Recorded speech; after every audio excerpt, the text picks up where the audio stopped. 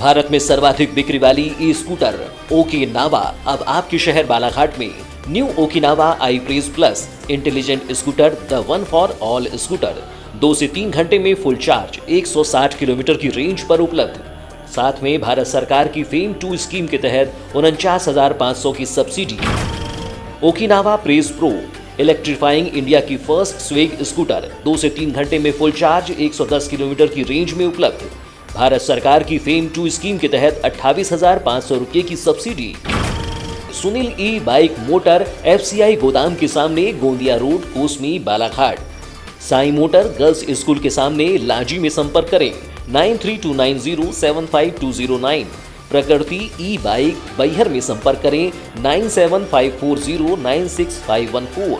अंकु ई bike उत्कृष्ट विद्यालय के सामने, कटंगी। Mobile number 7000429620 7999685886।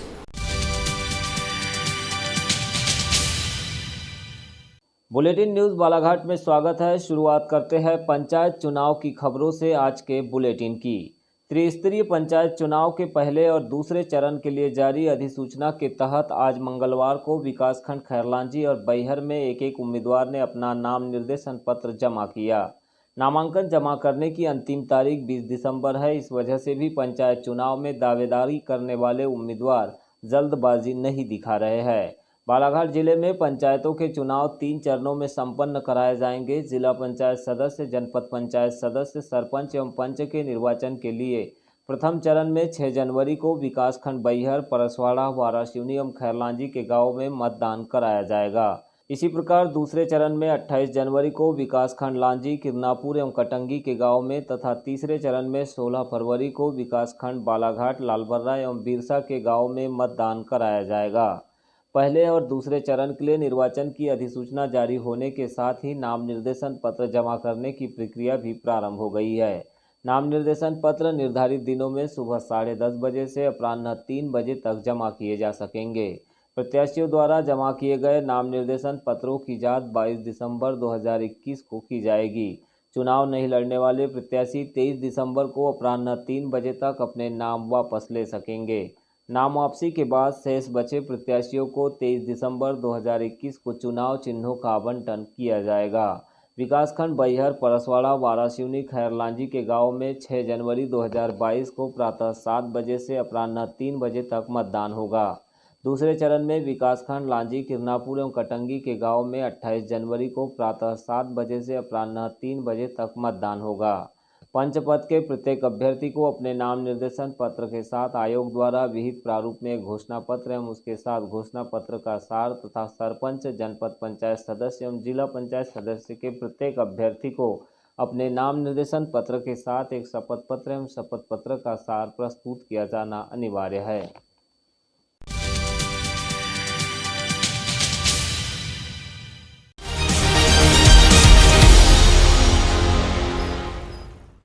नमस्कार, बालाघाट न्यूज़ में आप सभी का स्वागत है। मैं हूं यमलेश वंजारी। पंचायत चुनाव को लेकर हमारी टीम पहुंची है इस वक्त सालेटेका क्लस्टर में, जो कि जनपद पंचायत किरनापुर के अंतर्गत एक ग्राम पंचायत है। और इस क्लस्टर में लगभग 12 पंचायतों के लिए जो प्रतिनिधि है अपने नाम निर्देशन फार्म जमा करने के लिए पहुँच रहे हैं। चूँकि किरनापुर जनपद पंचायत में दूसरे चरण के अंतर्गत चुनाव होंगे 28 जनवरी को, तो उससे पहले यहाँ पर लगभग 20 दिसंबर तक नाम निर्देशन पत्र जमा करेंगे त्रिस्तरीय पंचायत चुनाव के प्रतिनिधि। यहाँ पर कुछ प्रतिनिधि पहुँचे हुए हैं, इनसे हम चर्चा करेंगे और समझते हैं पंचायती राज व्यवस्था जिसके माध्यम से गाँव का विकास होता है और जो प्रतिनिधि चुने जाते हैं वो किस तरह से काम करते हैं और साथ में उनकी क्या प्राथमिकताएं रहेगी अपने गाँव के विकास को लेकर। तो आइए चर्चा करते हैं हम सीधा प्रतिनिधियों से। क्या नाम आपका? संतोष कुथे। अभी भी फिर आप चुनाव लड़ने की फिराक में हैं? हाँ, अभी चुनाव लड़ रहे हैं। अच्छा, तो क्या पंचायती राज व्यवस्था जिसके माध्यम से हम जानते हैं कि गांव का विकास होता है, लेकिन कहीं ना कहीं जनप्रतिनिधियों के ऊपर भी एक बड़ी जिम्मेदारी होती है। अगर जो प्रतिनिधि अच्छा काम करेगा वो अपने गांव को आगे की ओर ले जाएगा। क्या आपकी भूमिका रहेगी, क्या प्राथमिकता रहेगी इस चुनाव में और क्या मुद्दे लेकर जनता के बीच जाएंगे? आप सही कह रहे हैं कि जो भी जनप्रतिनिधि है वो अगर एक्टिव है और अच्छा वर्कर है तो अपनी पंचायत के अच्छे विकास करता है। लेकिन मैंने देखा हूँ कि कुछ जनप्रतिनिधि जो है वो शासन की बहुत सी योजनाओं को ज़मीन पे नहीं उतार पाते और इसी कारण गांव का जो विकास है रुका हुआ रहता है। मैं सभी लोगों से यही उम्मीद करता हूं कि जो भी जनप्रतिनिधि इस समय चुनाव लड़ रहा है वो एक भावना के साथ चुनाव लड़े कि अगर वो जीत जाते, सौभाग्य के साथ अगर उनको जनता मौका देती है तो अपने गांव के विकास में कोई कसर बाकी न रखे। इस बार हम देख रहे हैं कि जो पंचायत चुनाव हो रहे हैं, त्रिस्तरीय पंचायत में आरक्षण पूर्ववत है, यानी कि 2014 का जो आरक्षण था उसी आरक्षण के आधार पर, उसी पैटर्न पर चुनाव हो रहे थे। इससे क्या जो प्रतिनिधि है उसमें असमंजस की स्थिति है या वो फिर लड़ने जा रहे हैं तो उनमें किसी प्रकार का विरोधाभास देखने मिल रहा है? हाँ, इसमें एक चीज़ देखने को मिल रही है कि सन 2019 में जो कांग्रेस सरकार ने जो आरक्षण की थी और जिसमें कुछ सीटें जो महिला थी वो पुरुष हो गई थी, और जो अभी सरकार जो चुनाव करा रही है 2014 के आरक्षण के आधार पर, तो आधे लोग खुश हैं, आधे लोग नहीं है और आधे लोग नर्वस है। अच्छा, खुश नहीं होने का कारण क्या है? यानी खुश नहीं होने का कारण यह है कि जो महिला सीट थी जो पुरुष हो गई थी और फिर 2014 में फिर महिला हो गई, तो इसलिए बहुत से लोग इसलिए नाराज़ है कि उनको एक तो अपने घर की महिलाओं को लड़ाना पड़ रहा है, इसलिए बहुत से लोग नाराज़ है। और स्थिति यह है कि अभी तो उम्मीदवार भी बड़े मुश्किल से मिल रहे हैं। तो ये कुथे जी थे जो कि पूर्व में जनपद सदस्य रह चुके हैं और इस बार फिर दावेदारी कर रहे हैं। इनका कहना है कि जिस आरक्षण के आधार पर इस बार चुनाव हो रहे हैं उससे आधे जो जनप्रतिनिधि है जो प्रतिनिधित्व करना चाहते हैं पंचायतों में वे नाराज़ है, लेकिन कुछ लोग खुश भी है और भी कुछ प्रतिनिधि यहाँ पर फॉर्म लेने के लिए पहुँचे हुए हैं। इनसे हम समझते हैं कि इस बार पंचायती राज व्यवस्था को लेकर किस तरह से काम करना चाहेंगे जो दावेदारी कर रहे हैं। क्या नाम है आपका? अशोक नकपुरे। अशोक जी, कहाँ से आए हैं आप? पाथरी से। पाथरी पंचायत से? हाँ। अच्छा, दावेदारी कर रहे हैं पंचायत हाँ चुनाव? जी जी जी। अच्छा, कौन से पद की? सरपंच पद। फॉर्म ले लिए? हाँ, फॉर्म ले लिए। तो क्या रहेंगी, किस तरह से आप लोगों के बीच में अपना प्रचार कर पाएंगे? हाँ, पिछले बार तो क्या है, पिछले बार भी हुए थे जी, लड़े थे चुनाव, हार गए थे। प्रतिद्वंदी रहे हैं हाँ, मतलब। इस बार भी लड़ रहे हैं। तो इस बार क्या, पिछले बार जो क्या गलतियां कर दिए थे आपने? हाँ, वो तो जनता के ऊपर रहता है। अच्छा। सब समय एक जैसे नहीं रहता। जनता चाही तो बनेंगे और नहीं चाही तो नहीं बनेंगे। अच्छा, जनता के ऊपर रहता हो तो। पर जनता का भरोसा कैसे जीत पाएंगे इस बार अब आप? तो क्या है, कई प्रकार का लोभ लालच देते हैं, हम तेरा मकान बना देंगे, हम तेरा वो कर देंगे, वो कर तो देंगे। आप भी लोभ लालच देंगे लोगों वो को? तो करना ही पड़ता है, ये राजनीति है। अच्छा, आधा तो झूठ बोलना पड़ता है इसमें। तो आप भी झूठ बोलेंगे लोगों के अब बीच? क्या करोगे, तो जनता चाहती चाहिए चीज, झूठ बोलने के लिए परेशान करती है। तो सिद्धांत की राजनीति नहीं करेंगे आप, लोभ लालच देंगे लोगों को? हाँ, तो वो तो करना ही पड़ता है थोड़ा बहुत।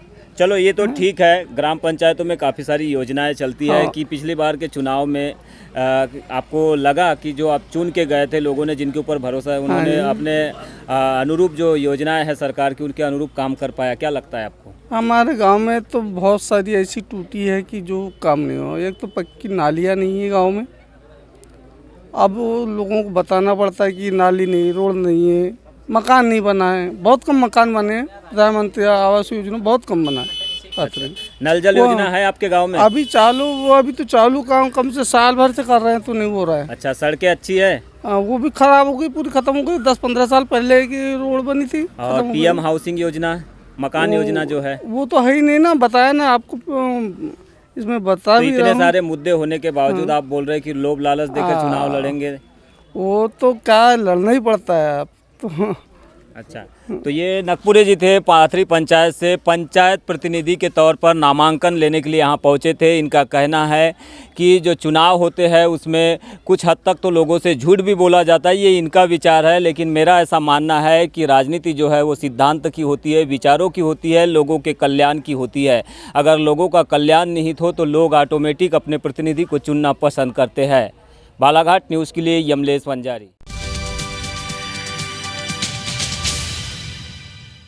बीती रात्रि में लामता रोड पर टिटवा गांव के पास अशोक लीलैंड कंपनी के डंपर ने बोलेरो को टक्कर मार दी। इस हादसे में 3 लोग घायल हो गए, जिन्हें उपचार के लिए जिला अस्पताल बालाघाट में भर्ती किया गया है। जानकारी के अनुसार रूपझर थाना क्षेत्र के गोदरी टोला निवासी अजय बिसेन अपने परिवार के साथ कोचेवाड़ा में एक शादी समारोह में जा रहे थे। इसी दौरान लामता की ओर से आ रहे पीले रंग के डंपर ने तेज रफ्तार एवं लापरवाही पूर्वक वाहन चलाते हुए ठोकर मार दी। इस हादसे में अजय बिसेन, धनवंता बिसेन को गंभीर चोटें आई। वहीं बोलेरो में सवार दीक्षु और कौतिका को भी मामूली चोटें आई है। पुलिस ने इस मामले में शिकायत के आधार पर अपराध पंजीबद्ध कर लिया है।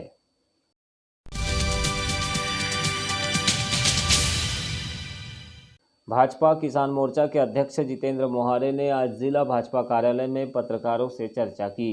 इस दौरान उन्होंने 16 दिसंबर को गुजरात के आनंद शहर में प्रधानमंत्री मोदी के आतिथ्य में होने जा रहे जैविक और पारंपरिक खेती के कार्यक्रम को लेकर चर्चा की। साथ ही किसानों से इस कार्यक्रम को अवश्य देखने की बात कही। उन्होंने कहा कि आज रासायनिक खेती किसानों के लिए अभिशाप बन रही है। इससे किसानों के साथ देश का भी नुकसान हो रहा है।